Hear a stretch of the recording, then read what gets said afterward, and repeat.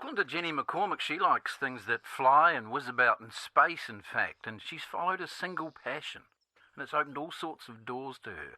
What she's done is stare into space with great reward. She's been awarded a New Zealand Order of Merit for her work as an amateur astronomer, and she was in the running for the next magazine Woman of the Year. And as the stars aren't out yet, she's prepared to talk to me. Good morning, Jennie. Good morning from Auckland, Richard.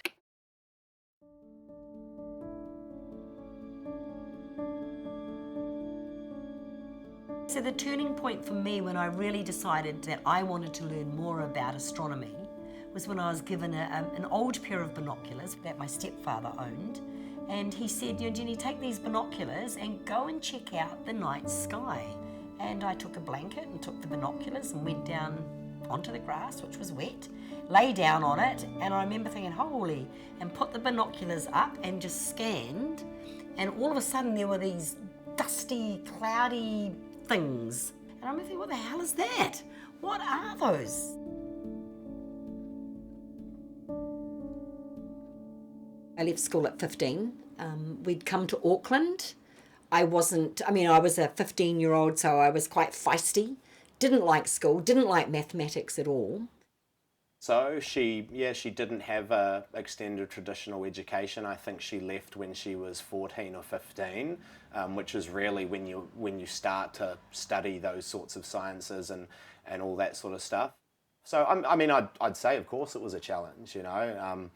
Whenever you do something in life that kind of maybe puts you at a disadvantage, you're going to have to try and find other ways to overcome it. I saw an advert in the paper to be a jockey and a stable hand, and went off, decided that was it. I would have to be up very early in the morning, 5 in the morning, sometimes earlier, would have to get down to the stables. So I would be always mucking out horse boxes, looking up, carrying this big heavy load of dirty hay and bedding for the horses, to dump it over a bank, looking up at the sky. What are those? What colours? Look at the colours. That was always awesome. So my interest was still pricked then, 15, 16, 17-year-old, but I never did anything about my interest in astronomy until much later. I manage the Highland Park Community House, and we offer quality, affordable room hire space to groups in the community. Having an office that's right next to a window means that I can constantly check to see what the weather's like. Preparing for observations for the coming evening starts in the daytime, checking to make sure that the weather is nice and clear. And it's quite an obsessive way to be, actually, because you're always, you'll be driving and you'll be looking up, even going out with friends, you'll be checking.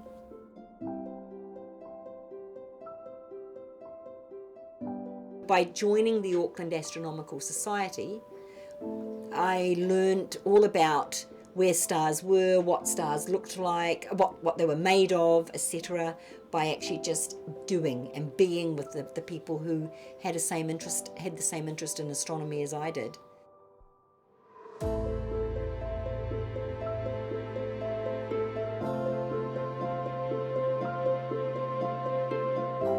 The study of astronomy became more serious for me was in 1999 when I was with a friend up at the Auckland Observatory, and we decided we wanted to look for very faint planetary nebulae. So what we decided to do was to do some research on the big telescope at Auckland Observatory. And it was actually quite a hard job because we're looking at very faint objects. We'd spent hours trying to find one, and that night there was a gentleman in the observatory who decided that he wanted to look at the planet Mars. So I remember him walking up the stairs of the observatory going, "Jennie, I want to look at Mars." And here I am struggling with this big Zeiss telescope trying to find this very faint object. And I got quite frustrated and thought, that's it. I have to have a telescope that is mine, that I control at my home. And so that's where it all started, from the one night of frustration, not being able to actually find the object I wanted to find. So From there, it was all out to build an observatory at my home so that I could have uninterrupted telescope time when I wanted.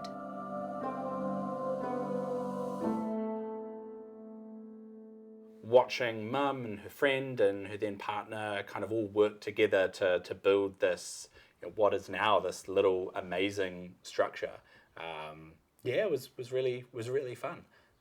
Classic renovation. Yeah, it was an epic time for Mum, and I think once she had her own observatory, she finally felt like she had made it, so to speak. It was no longer just about gazing at Saturn or gazing at, planets or Mars or whatever. It was about what else is out there beyond that we can't necessarily see. And that's when it got, more professional and much more interesting to where she is now discovering crazy things through pulses of light. Probably the most important thing that Jennie's been involved in is the detection of new planets. And that's something that it wasn't thought that amateurs could ever do because the telescopes were too small. It was a night out, an ordinary night. I just happened to be looking at a particular group of stars for a university. Then I went on and looked at a comet, and I always check my data. And I noticed that one of the stars wasn't stationary. In fact, it was moving. It was moving quite slowly, and I did a bit of checking on some databases to do with asteroids and comets and found that this object was indeed a new object, hadn't been discovered before. And so excitingly, very excitedly, I sent all my data off to Harvard University, to the Minor Planet Center, and I got an email back to say, Jennie, I think you've found a new asteroid. Asteroid's just a large rocky object in the solar system. I mean, by large, I mean this maybe kilometers across, up to the biggest ones are hundreds of kilometers across. So these are just rocks that are orbiting the sun. Most of them orbit the sun between Mars and Jupiter in the asteroid belt. So these are objects that probably help form the planets and they can hit the Earth as well. So asteroid out of its orbit could, in theory, one day collide with the Earth. That's happened before. So asteroids, the reason astronomers want to find them all is so we know if that's going to happen. It's because one of them's got a number on it.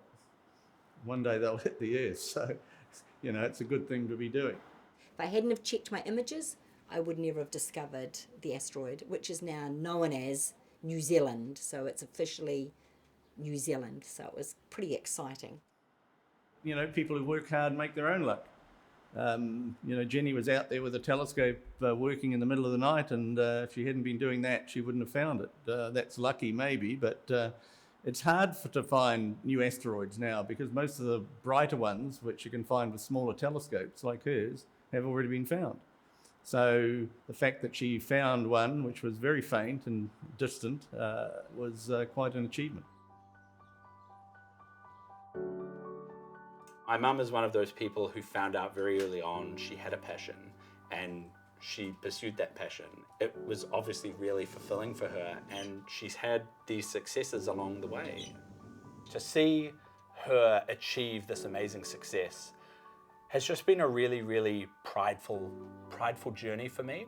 The only reward for what she does in her situation is kind of self-fulfilling, you don't have a whole lot of investors throwing money at her or anything, so she's not motivated by anything other than what has always been her own passion, which is admirable. I think maybe the next part is, the next part of hers or her biggest challenge is dedicating some of that time to herself, taking a step back, going on holiday to Aruba or something like that. Maybe the hardest thing was splitting yourself in so many different ways to all these things that you love that, now it's time to bring it back in and look after yourself. A if I ever discover another asteroid, I'd like to name them after the grandchildren. So I need to discover 2 asteroids, damn it. But so be it, you know. I can come up with a cool name for them both, you know, an asteroid Ruby Leo, I don't know, Rublies or something. That would work, Rublies. I pray that one day she'll get the recognition that she deserves to be able to pursue it professionally, not just as an amateur. You know, for her to say I'm an amateur astronomer is kind of heartbreaking, because there's no one more professional than her in this country when it comes to that. I think astronomy saved me in a weird sort of way. My children I adore. They're the most important people in my lives, and my grandchildren. But you know, when times get tough, and everyone's had tough times, they turn to different things. And I think for me, knowing that I could go out there under the stars, in the dark, because I love being in the dark, I'm not scared of the dark, and just knowing that, oh my God, you know, there could be other life forms out there, and I'm finding other planets, and I think that saved me in a way. The part I like the most about astronomy is that this mum from Pakuranga, who left school at 15, was able to make a contribution to the science of astronomy. And that is the most important part of the whole thing.